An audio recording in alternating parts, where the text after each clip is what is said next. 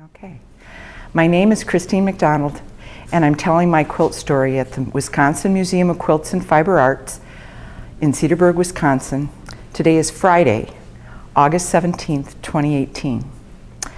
This quilt that I brought in today was given to me by my grandmother, Myrna Gladden Brookins Smith, in 1970 as a wedding gift when I was 16.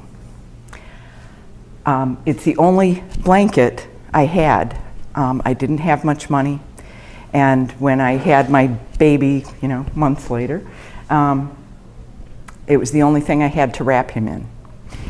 And then I had a daughter a couple years later, and I wrapped her in it.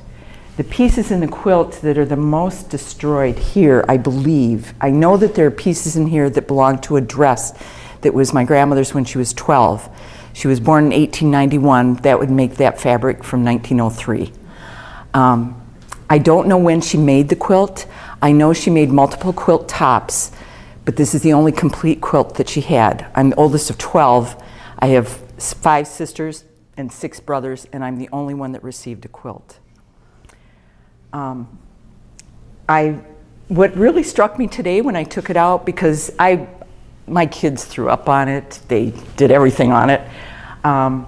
We carried it around everywhere and did everything. I'd take it to the laundromat and throw it in the washer and, with the Tide. And I don't think I ever used bleach on it. I don't think I did that, but I didn't take care of it because I didn't know how. It's all hand-pieced and all hand-stitched, which is amazing because it's well over 100 years old now, I guess, and at least some of the fabric is. And it's held together fairly well considering.